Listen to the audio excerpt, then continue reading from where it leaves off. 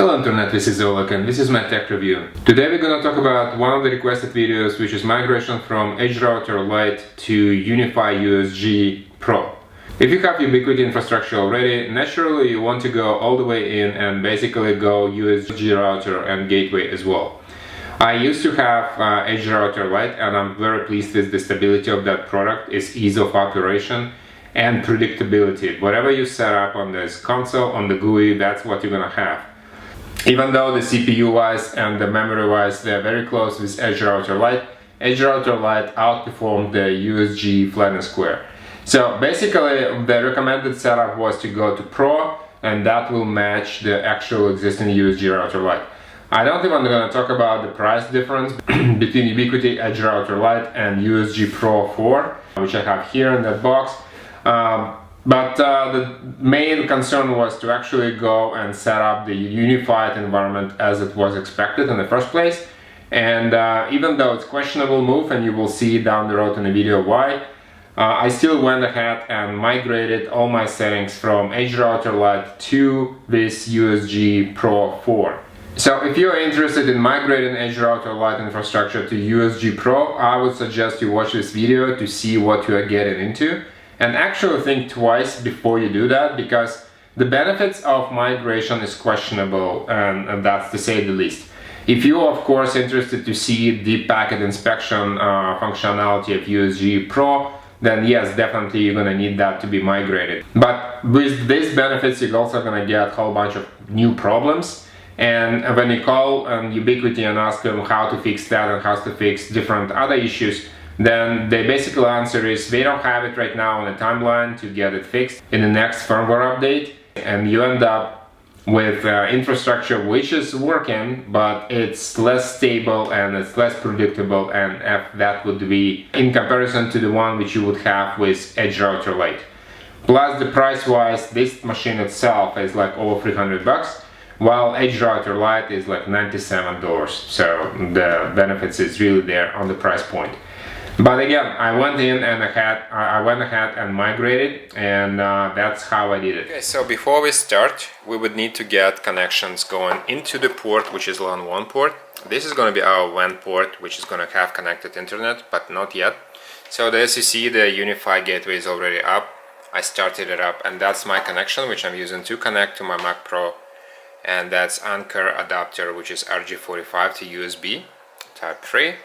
So that's good, and once we connect it, we'll get to party session and SSH connect to the host, which is going to be our UniFi gateway, to transfer the file over. So before they do that, there are also some steps which we'll have to do on existing EdgeRouter Lite to preserve the config, save it as a file, and in fact that file is actually set of commands how to rebuild your environment and how to recreate that. So with slight modification for UniFi gateway, we should be able to apply exact same commands over to the UniFi security gateway, and because it's Ubiquiti product, it's gonna understand those, but we might need to correct some commands to make sure it will reflect the configuration of the UniFi gateway versus what you would have to get on the EdgeRouter Lite. But these changes are minor, and mostly config should work as is, so we're going to cut and paste the commands over to the UniFi gateway and apply them. Okay, so let's do that. So that's the screen. So the files which I have here are these two guys, right? So I converted one to SH and the other one is original file which I saved. I rename it to EdgeRouter Lite config.txt, but that's okay, you can name it whatever you want. As far as you have connectivity to your UniFi gateway, then you would need that EdgeRouter Lite configuration file. So what I did here, if you look on this file, this guy, I added some of the commands on top. So we need vbash and we need configure, but in fact you don't really need to do that as long as you get file, and you just have to go, once you get to the UniFi gateway, you would need to enter configure command first, and then we will go ahead and just cut and paste these commands over. But before you do so, just look through this file and make sure all the settings are correct. And once you're ready, you would be able to cut and paste these commands over once you get connected to the actual UniFi gateway. So let's do that. Okay, so before we actually connect things, you have to go and disable your Wi-Fi because we're going to be connecting using the cable. And once to connect this thing over, you have to configure your interfaces and the settings for the actual setup. So we're going to go in and connect it right now. So as you can see, the LEDs will link up. And once it's connected, you would be able to go ahead and connect. So let's go and check that over. Yeah, now you see these things are blinking, so that means we are actually in. So I did that already, but if you open network preferences, so that's what you're gonna have. You're gonna have to configure that. Put it like IP address, which is anyway, you can do the HTTP, that's fine. As long as it's still on the same kind of subnet, you should be able to connect to, but you would need to go and lock that and do plus and configure that adapter first, because by default you're not gonna have it. If you have it before, and it's fine, but if you don't, you have to just set it up first so it appears here as a possible connection option, and then you configure that to be connected. Now we can go ahead and connect to our Unify gateway. So let's do that. I open a separate window right now here on the back. This is where my command's gonna be, so it's much easier to cut and paste between the two windows. So for here, let's go and check the connectivity if we can connect. So ping 192.168.1-1. Yeah, it's working, and I see the LEDs are blinking on the Unify gateway and also on my Anker adapter, so that's good. So now I can do and connect using SSH, so SSH -L UBNT, that's your default user, 192.168.1-1, and default password is UBNT. Alright, so now you are in. You can change it later once the whole setup is configured and you actually integrated that into your environment. Then you can change that password for UBNT. I would actually recommend you do so. Don't ever leave your default passwords because they're well known and you don't want anybody to sniff around and go ahead and change settings on your security gateway. That's why it's called security gateway. It has to be secure. So now what we're going to do is if you go configure,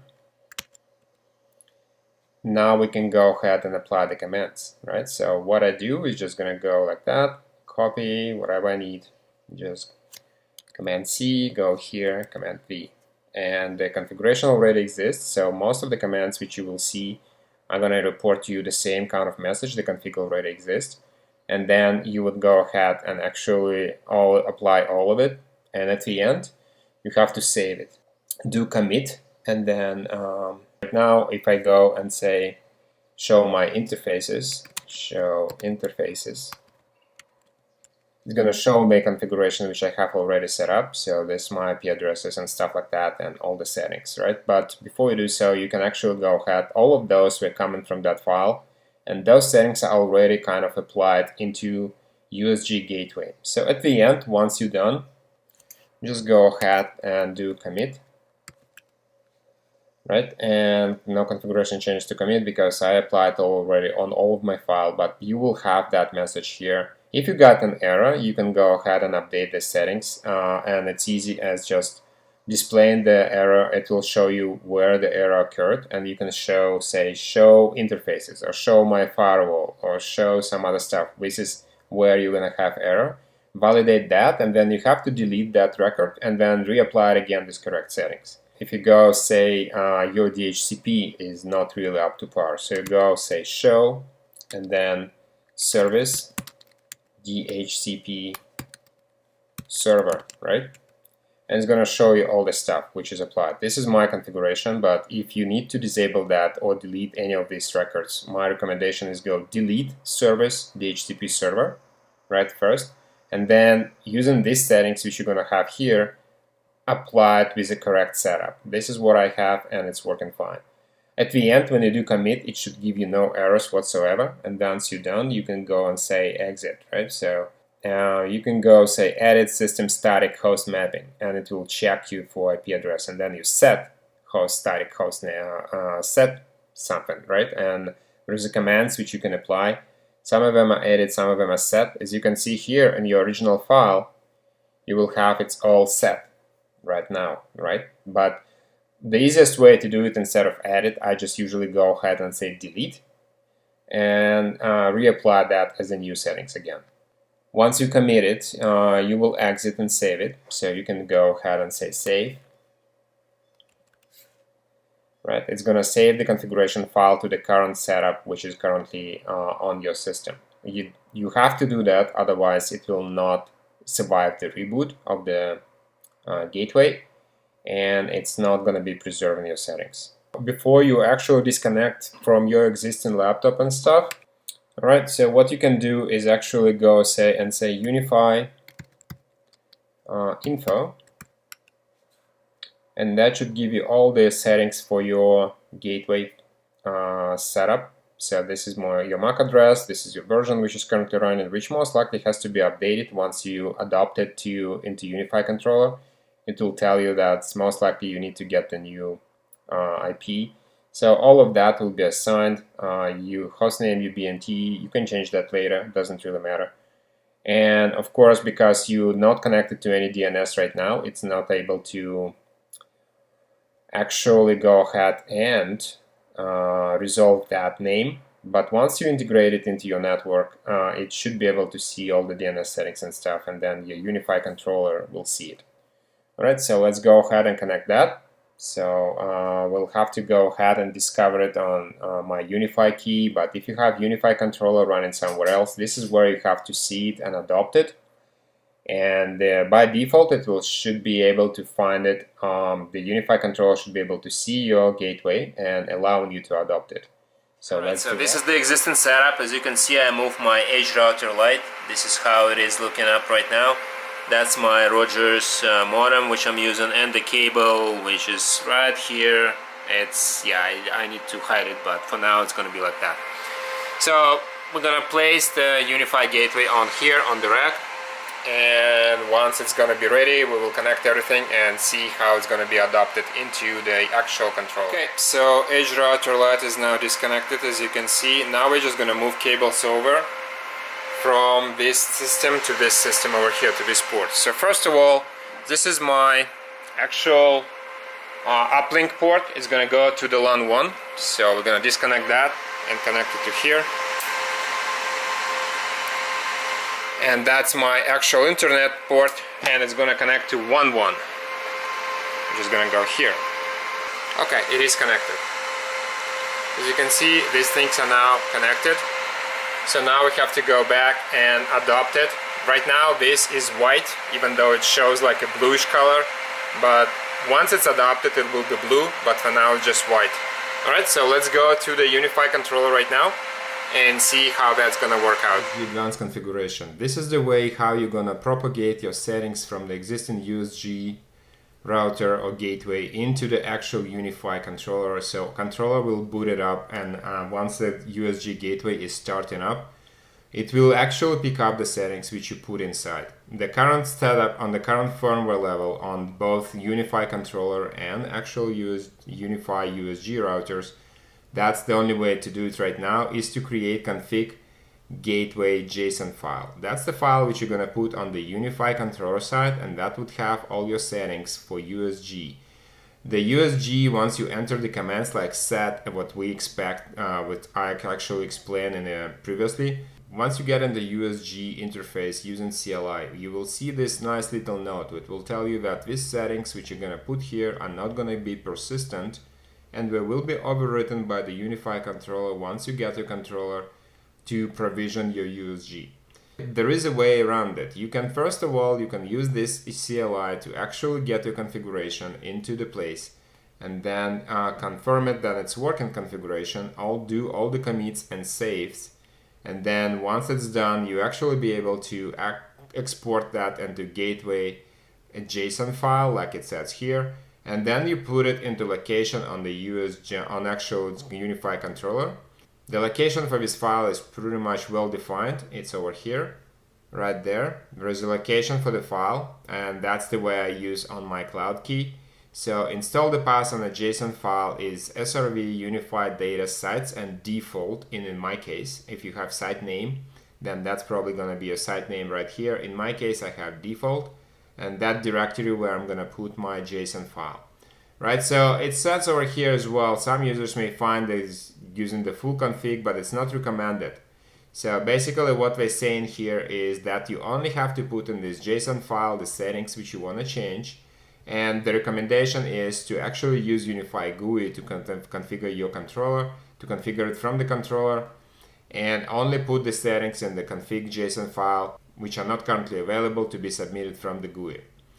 So the actual process of that is to do the dump of the configuration file. You enter all your commands, you commit it, and you validate that everything is okay, there is no errors, so commit command does not return you any problems back. You can save it, and then you export it using the dump to the configuration. Once you exported, the configuration file will look similar format like this one. This is a statement here, the note, which is basically saying to you that you don't have to really copy all the settings like that into your config file. You only put the things which you want to change versus the default. For example, if you want to go system, you want to change just close timeout to be 20 seconds, then you can just go ahead and say system contract timeout and then TCP and close statement, change it to 20 from 10. And this is what they'll tell you here. All of this which you have on top should be actually submitted in a JSON file just to the things which you want to change. The other thing is what you have to pay attention is to close all these brackets. All these closing statements are really important. If you don't put or miss some of them, then your JSON file will get an error in provisioning. And once you got that, you will get in so-called provisioning loop. So this is the example how you connect to USG and actually get into configure state. You specify your commands by setting the net rules. You commit, save, exit, and then you create a dump. And that's the file which is going to be redirected. For example, you can redirect here to config.txt, and that's what it's going to create for you, right? So the statements which you're going to get into config file. Of course, this configuration file will have all your existing settings as well, but this is what you're going to put. And you can use these sections if you want to just modify some of the settings. You can use these sections just to actually get into the JSON config file and put them into the, so like this, right? So service. So yeah, you need to get this open in brackets anyway. So your JSON config file will look like that. Service NAT. So we are modifying, you will see here on the existing config, there is a service statement. And it's not going to be only NAT, it's going to be something else as well. But the thing is, since we're specifying only NAT settings, you need to put that close for service and then open in bracket all these rules and stuff like that, which is basically a copy of what you have here. And then at the end, you just close it up all the way. So that way, the actual settings for this particular file, for this particular section, are not going to create a problem, and your USG will not go into provisioning loop, and you would be fine. But again, unfortunately, right now, on the current level of the firmware on the both USG and Unify controller, that's the only way. All the settings which you're going to put here like that through using the JSON file are not going to be reflected on the Unify controller also. That's additional bummer, so you're not going to see whatever you do here are not going to get reflected on the controller as well. So that's another thing is, so NAT rule, destination target, and all the other stuff. And if you want to add VPN service, for example, you're going to go and specify like that. And that's what you're going to have into JSON file. The location, if you're gonna messed up, the recommendation settings right now is to actually get your working file saved as an alt or something with a date stamp, and then you copy it over and update that file, so you always have a safety net and you can return back to your original file without a problem. If your USG goes into provision loop, all you have to do is just log into your Unify controller and actually change that file or put back original file which was a backup, and then you reboot it again and it will go in and try it, force the provision again, like that. And it will go and say it will take 30 seconds to 3 minutes. If you see that it's going to go more than 3 minutes, then you're definitely going to look under server log and look for commit errors and see what's going on and what changes you have to modify. So this is the reverse of the changes. So you go in and reverse, and it's basically very easy. You go into your Unify controller on the directory which we'll mention above, and you roll back to your config alt file, and then you force provisioning again, and it's going to be fine.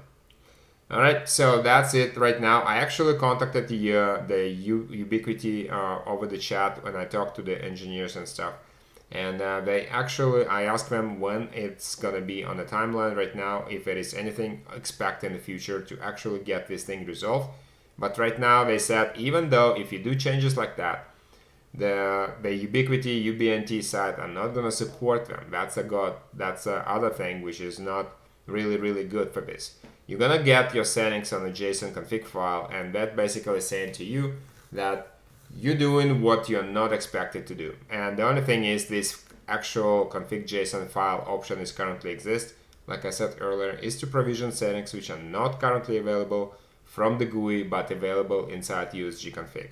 So that's the only way. If you want to customize or you do site replication, for example, you're going to go and provision another USG to another site. It is exactly the same settings mostly, except for maybe IP addresses. All you can do is just go in and dump this configuration file on this side of USG and create that as a config.json file on the other side. And that way your full setup will be fully replicated on the other side. The thing is, you're not going to again see them into Unify controller, which is kind of not good. So you can use this validation, so Python, and you go and JSON tool and validate the config. This will go ahead and check for all the commas and all the opening and closing brackets, and you should be able to do that relatively easy. And once it's done and confirmed there is no error, there is a save for you to actually put this file into the specified directory on the controller, name it as a config.gateway.json, and you should be okay. Remember in the beginning of the video we talked about questionable upgrade, and that's the reason. If you actually want to look on the statistics mostly, that's the benefit of USG implementation and having all control from the one side of the things. So when you go for devices, you will see your USG as well. So I have my USG right here, and you can actually look on its settings and all the other stuff. But the thing is, this creates a whole bunch of mess. Current USG creates a whole bunch of different problems, starting from DHCP server, which is currently still in beta for this thing. And on the current controller side, it's also recommended from the USG side of the things to have your DHCP server to be outside of the USG Router Pro. So that's kind of also not very good. And the reason for it is because once you have this controller, the USG running your DHCP server, sometimes what you're gonna see is a whole bunch of different addresses which are not really available anymore. So these guys here, for example, they generated as the users on my USG side of the things, and these are not real users. So some of them, I guess, some of them, they pop up anywhere on the radar. And I looked on those and I asked Ubiquiti about these things, and they said, yeah, that's a known problem. It's go ahead and generate this garbage stuff, and they will be reported as your clients on your network. So you'll look at it and you'll see what's going on, why my number of clients all of a sudden jumped from 30 to 60. This is why. And the problem is they also impact your ability for the other clients to get the IP addresses and stuff and work successfully on your network. This is annoying. Currently it's not fixed. I recently updated to the latest firmware level. Still not fixed on that. The other thing is, which you're gonna see, is usually when I have my EdgeRouter Lite, I never have problems with this thing over connections over devices. So all of my stuff was connected, and you look at those and you'll see that the signal level and all the number of clients, there is no problems whatsoever. Right now, because I have USG Pro, this thing sometimes goes into different modes and they start disconnecting clients back and forth, because you actually get things right now actually working together with USG Pro. And if you have like anything from authorization problem or anything from the thing where it cannot really get the DHCP address, it will drop it anywhere on the network with some dummy IP address, and you would not be able to see those on your network, but it will be reported here as it's connected. But the IP address would be, for example, 196.1 something, right? And that would be on the client side of the things. When you get your updates on the USG side of the things, this thing actually, probably it's an issue on the controller as well, but if you look on the last 24-hour window, that's fine. But if you look on the last 7 days, then you're actually gonna see a whole bunch of problems reported right here. This is where I actually started to put a USG, and the whole thing, once it's get updated, also on a firmware level, all your previous statistics went to 100%. I'm not sure why was that done, but all these access errors, I never had that many, but once I got upgraded, the whole thing just got blown away. All the previous data which I had on this thing actually got removed and substituted with 100% of error rate and 100% of retry rate. Everything is there, was deleted and basically put into the high ratio of errors. This thing also here is an internet capacity thing, which used to be like icon here, and even after the recent update it still shows with question mark. A little bit of the problem here as well. The speed test also is limited, so when you go and say speed test over here, then you will see that if I go and do speed test from the controller, it's showing up less than if I do exactly the same speed test from the actual computer, which is connected through the actual gateway to the network. My internet speed should be really fast, but the controller shows only so many from USG, only so much of the speed, but the actual speed is much higher. That's the other thing. One thing which I also find out, which I cannot really compensate, I was thinking to find it out how to do it on the controller side once the USG is in place, is to see who is using my bandwidth. For example, over here you have 336 kilobit going out through the controller from these access points, right? So you click on those and you can actually go and customize that to have column customization, right? And yeah, I usually get these things like TX, RX, and also a number of clients on each side. And you will see here there is activity also, so you can get and say, for example, experience. There is no way for me to see how that speed is being used, who is using that. So on the EdgeRouter Lite, I can sort out by RX and TX, and that will show me. But you see here, RX is showing 1.28 megabyte on AC Pro 1. But if you look on actual statistics right now, this data is not real time. I don't have that speed right now being drawn from my actual GUI, right? So even if I do refresh, you're not gonna see that. See, it's 27 kilobit and 307 kilobit going inside to the clients. But if I go to the actual devices, then that's not what I see here. I see 113, 397, 504, and there's no way for me to actually sort it by the speed and then dig deeper into this thing and look at what's going on. I tried to look on the statistics here as well. Since I got my USG, I got this thing here. So if I do overview, it will show and show you all the things which I'm using. But again, it doesn't really show me who is using that bandwidth at any specific time. That's kind of annoying as well. It should be a much easier way to get that data over, but it's not currently available. Even though if you have USG and you were hoping to get USG so you can see all this depth in statistics, it's gonna be a disappointment for you. So if you go and say traffic stats, for example, right? So this is the things. Again, there is no way for here to sort it and see who is using my bandwidth in this particular moment right now, real time. You can see all the historical data and you can go by apps and by users. This is very good, but you cannot really see who is doing that right now and that specific moment. On the EdgeRouter Lite, that problem is resolved by actually going into the deep into the information about the users and information about current clients, and then clicking on the TX and it's real-time updated. Here I don't see that, and that's kind of disappointment as well. The rest of the things are pretty good. There is no link showed up on the map. Once you get this thing going, you will see that this is my USG Pro. All the access points and all the other stuff is here on the map, but it's not really showing up any specifics on that. If you go to the actual topology, then you will see that topology is only showing the USG Pro. There is no link because I'm connected from USG Pro first to actually my switch on the Cisco side, and because of that link is missing, there is no connectivity directly showing up how the things are connected. So show clients, so I can do that, but you see here on this side it's going to the actual Unify and going to the Cisco 24 port switch, but it doesn't show what is the link going on between here. So these things kind of get disconnected.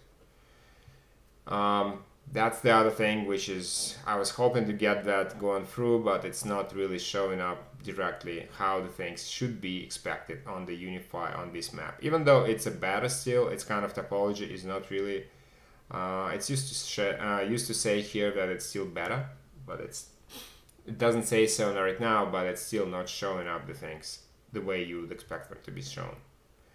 So based on all these things, if you want to upgrade to Unify Gateway from your EdgeRouter Lite, that's really kind of convenience for doing all these nice pictures and graphs and being able to dig into the actual packet deep inspection and having it all over here on a single GUI. But in fact, that's really questionable upgrade if you ask me.